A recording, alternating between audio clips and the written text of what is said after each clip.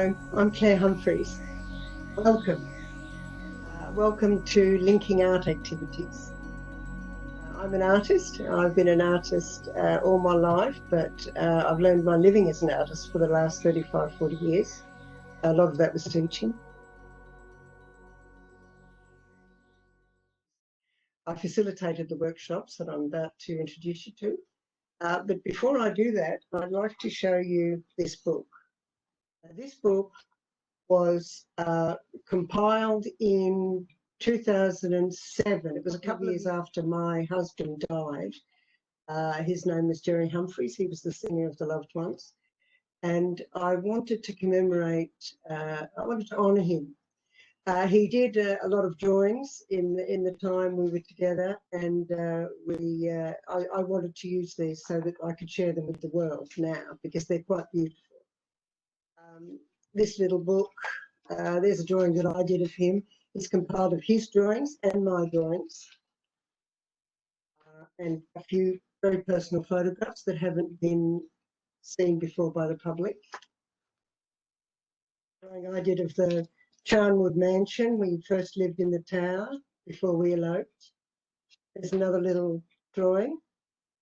Jerry's. Another drawing of Jerry's.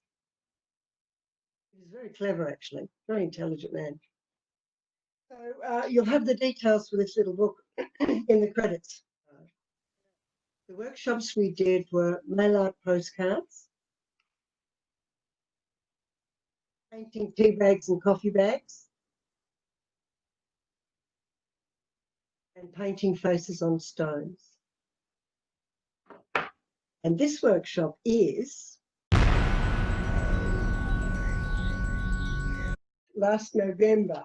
So saw an article in the senior newspaper about male artists, and I had a look. I was very interested, and a lady in New South Wales started this Australian Art Embassy for Australian artists or creative people. And what she does is she sent me, I contacted her and she sent me this lovely bottle brush. That was the first one to start me off.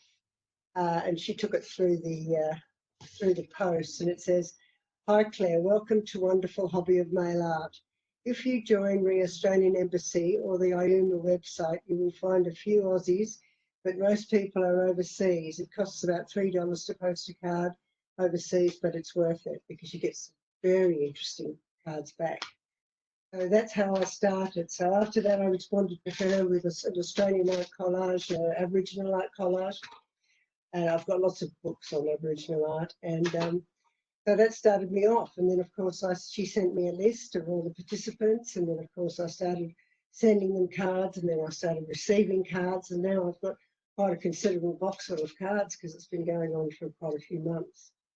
And I'm loving this particularly. It's great to make connections with people all over the world that you don't particularly know, but you feel as though you've got empathy with them because you're creative people, and artists tend to sort of spend time on their own anyway, you know, in their creative processes. So you feel as though you're linked up with others even though you're not together with them in person. So I find it a very special activity, and I'm very, very, very pleased I found it.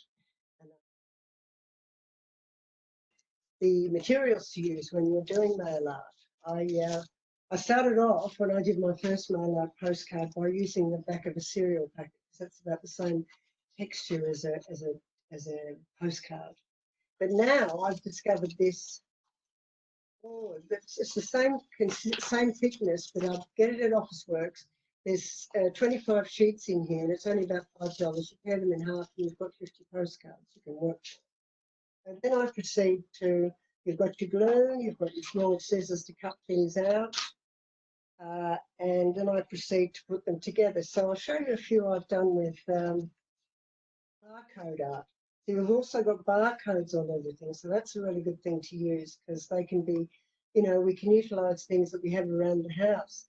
I learned this when we were in lockdown in 2020, I learned this because I was able to start using things that I had around the house instead of automatically going out and buying new ones, because this is what it, you know, taught us to do. Like, we learn to use our old skills.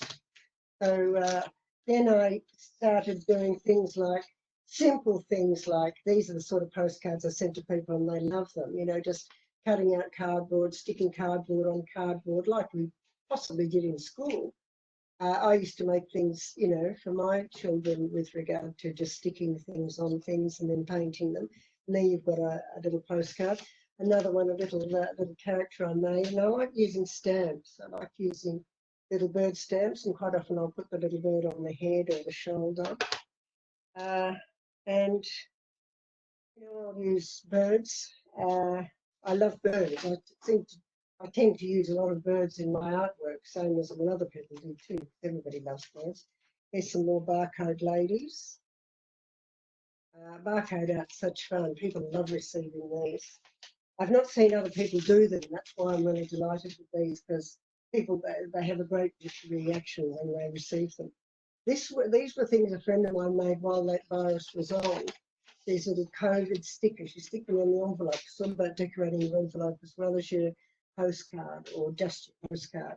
And this says, where two networkers meet in 2020, you have virus transmission.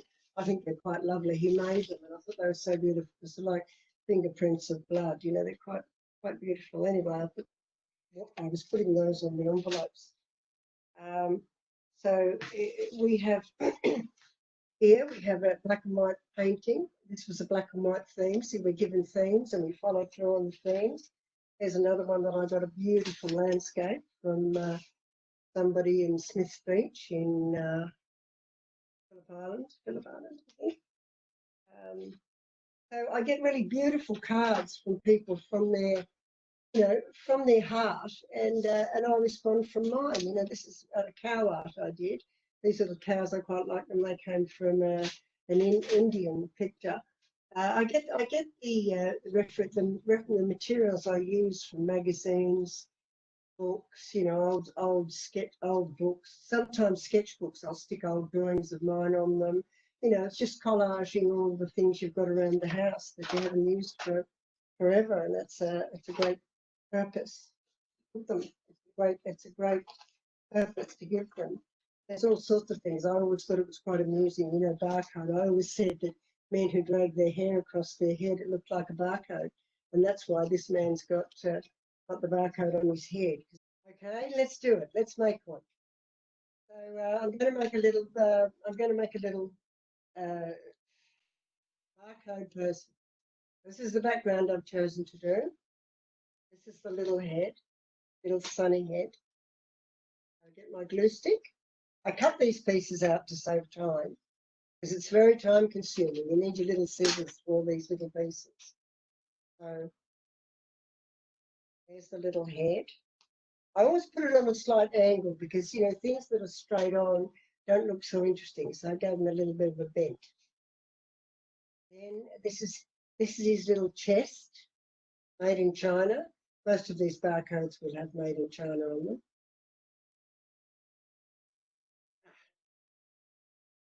Here's his little chest. Now we'll put his little long legs. I like these cereal packets because you can get the long barcodes, thinking you on your little barcode people. You get that one in Aldi, and I think it's gluten-free muesli or something. Gluten-free something. See by the barcode, because I look around at things, you know, I look around for things wanting the barcodes first and foremost. So his little leg with his little, I put a little snip in the middle of the line so that he can have a little knee joint. So there's his little knee joint. And here's his other little leg with his little knee joint.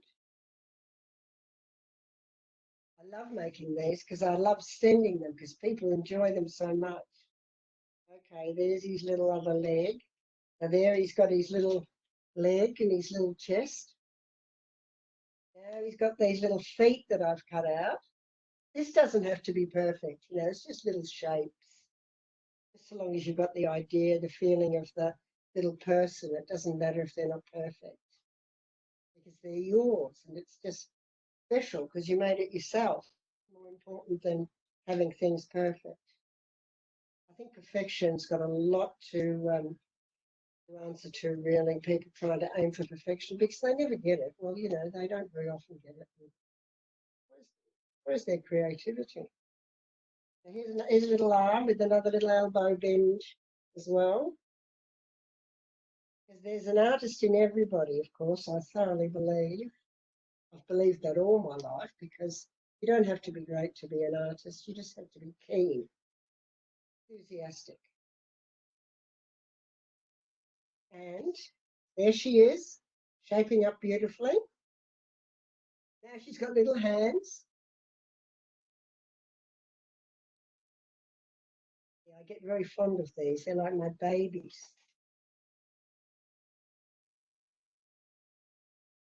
Ta-da! A barcode person.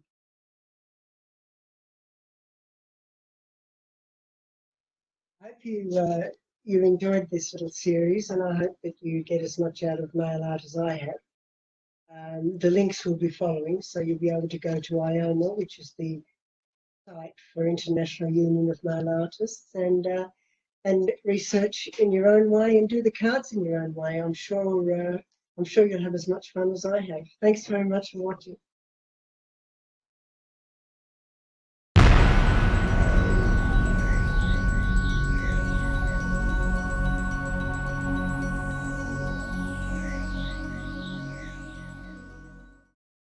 Hello, I'm Claire. I'm here today to show you how I paint tea bags and coffee bags and tea bags. I got this idea off the internet. It was I saw a whole lot of tea bags painted with old classical paintings, Mona Lisa, and I thought that is such a fantastic idea. And so, of course, I wasn't prepared to spend, you know, many hours doing Mona Lisa on my tea bags. But I thought I'd go for heroes, you know, my heroes like, you know, revolutionary, the French Revolution hero, the revolutionary, and this marvelous dandy from round about that time, and then of course the beautiful hawk that I love to paint, the birds, and also this comical little character, which is really good for children. So I mean, people of any age can do these things. It's just that I like to keep it as simple as possible, so it's not too laborious, and you can have a bit of fun. I mean, I'm really pleased the way this turned out, and I'm really pleased the way it's turning out on here. I'll give it a gaily coloured background, and I've got to fill in all these spots, but I'll send it to some child or some childlike character that I know, and I know that they'll like it very much. So it doesn't really matter how you do it. You do it your own way, you know, because, you know, as I said, I'm not prepared to sit down and do classic paintings on these, but I'm more than happy to do little sweet ones. And people, you know, they really love getting them. So this is one that somebody sent me, which I think is rather gorgeous. The wasp going into the cup on a tea bag. A couple of people have seen it and said to me they wanted to buy it, and I thought, no, there's no way I could sell it. It's so lovely. That's mine. That's definitely my tea bag. So, and this is my little mascot, Napoleon. As you can see, I will do Napoleon on a tea bag, but not today.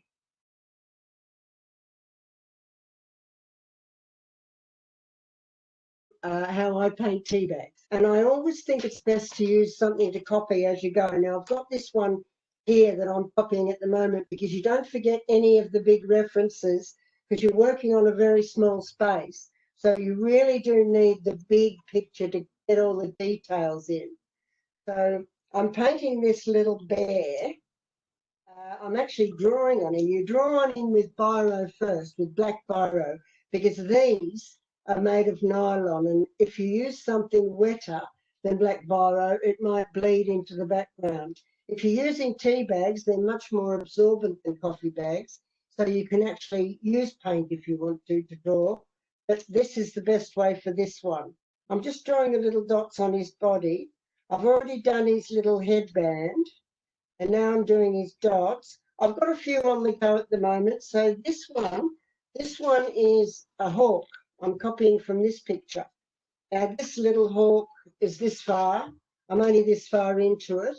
So it's only really in the beginning stages. So this little hawk needs to have a yellow eye. We do the yellow eye next. I've got some paints here. I do the yellow eye in paint, because paint sits on the surface of tea bags beautifully. Now I can give him some grey by adding some black. Now this is a watercolour brush pen that I buy online. These are very handy. They're already laden up with watercolour and you just brush it on. So if you want to get certain effects, like a grey effect, you'll put the black on here and you can add the white paint to tone down the black, because you've got black lines on there, so you need the white paint to tone it down. Got a whole lot of finished tea bags and coffee bags here that I'll be sending to various people all around the world, because what I do is I use the tea bag as a feature. I usually do some sort of background on the card that I send. See that he's starting to shape up. But of course I'd need to spend a lot more time on him to get him much better than this. But it's just to give you an idea how I go about it. I'm very keen on heroes. I like heroes. I like this fellow. He's a challenge because he's quite pretty. He's got lots of components to him. And I've started him off with the black biro. I've started off a little bit of painting, which I'll continue. I do a little bit of painting now. He's got white hair, this little character. He looks like something out of round about the time of the French Revolution. He looks like one of those aristocrats. He's holding an eyeglass. He looks very, very aristocratic. His little red lips, I might do that in the watercolour pen. And his blue eye. That's just part of him. It'd take me much longer. It'd take me much longer in time to complete this properly. That's the start of him anyway. And I keep going until keep adding the detail. Now I've got these tea bags that are actually finished, tea bags and coffee bags. You can see the coffee bags are slightly larger in size, which, you know, sometimes it depends on what you're doing. You might need that bit of extra size. But so you can do just as well on the tea bag. But I like animals very much, and most people, when I send cards and I incorporate you can always put a little animal in there on the tea bag, and people adore it. So here's some of my hero types: a bird, another hero, another sultan, another sultan. I like romantic heroes. And these are little cats, bird and mother. Birds, that's a Modigliani hero, and that's an Indian guru. So I hope these can give you some ideas, maybe inspire you. I took the ideas of the characters in particular off pictures, because I think it's really important you get that big picture first, and then you can concentrate on something smaller. The animals are, you know, just in my head. But I hope this has given you some inspiration, and I really hope you enjoy painting tea and coffee bags.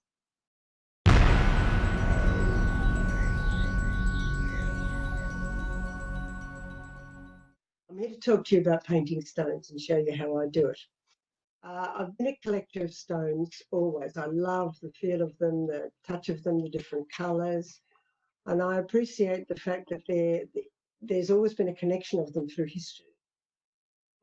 You know, the soul and the stone connection, you know, the philosopher's stone from alchemy, the cornerstone in the church, you know, representing Jesus.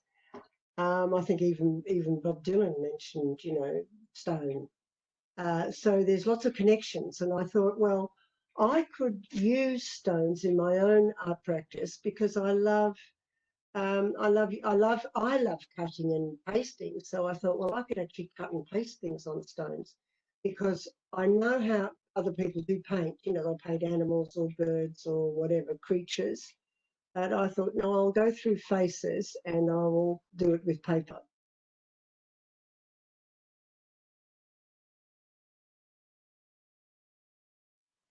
So then I decided to cut out faces from the newspaper. The newspaper is the best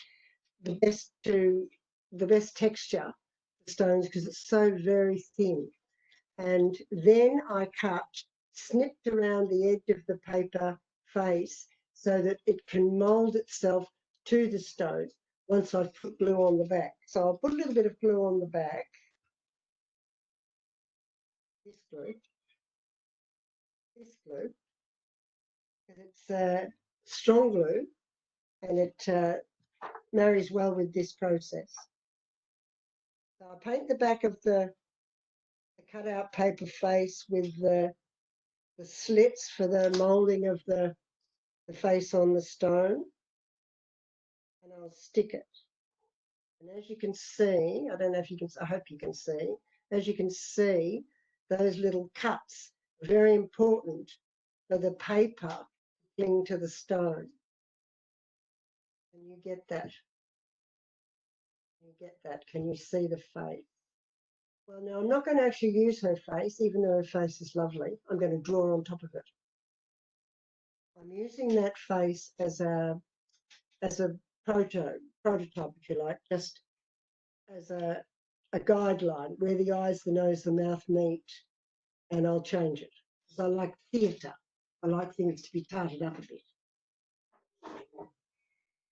So I use a fine line pen, but you can use biro.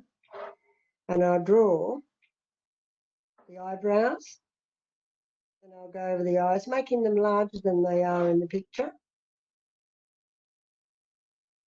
Then I'll go down with the nose, nostril. Then I'll do a great big gorgeous mouth. Now, I don't know if you can see, but the stone has completely changed its personality. Completely. Now, that's pretty well stuck. It stuck to the paper quite well, and it didn't buckle at all, and it dries really quickly, this method. And then I start drawing the eyes in. There's another one I started here, and I actually painted the whites of the eyes. You need white paint to put on the eyes in the corners to be able to see them clearly, because they do get a bit murky. So the whites of her eyes are clear. And then I'll start painting the features. Now the features, mainly the mouth. The mouth will need to be, I'm going to make this mouth red. So I'm using paint. I'm actually using paint, but I do have watercolour brush pens, which I use a lot on this method because they give the most beautiful blush. You can get a beautiful pink blush with these brush pens. So I'm going to give her a blush. And obviously it will change as I work on it, but you can see how she's shaping up to be a very different person than the one we originally had. I'm going to give her fluoro eyes in this instance, and some white for the eyes on this girl in the corners. I'm giving her a bit of white in the corners of her eyes there, so it's clearer. Then I'll emphasize her eyebrows some more. I'll give her some outrageous eyelashes. Can you see how she's shaping up? I'll give her curls coming down from the top of her head. I haven't decided what colour hair I'll give her, but we're going to have kiss curls coming down the forehead and around the side. So it justifies our curve. Can you see the kiss curls I'm giving her coming around the side there? I think there's one of these down here with those kiss curls. There's a few kiss curls up the top there, you can see. Red. I'm going to use these watercolour brush pens.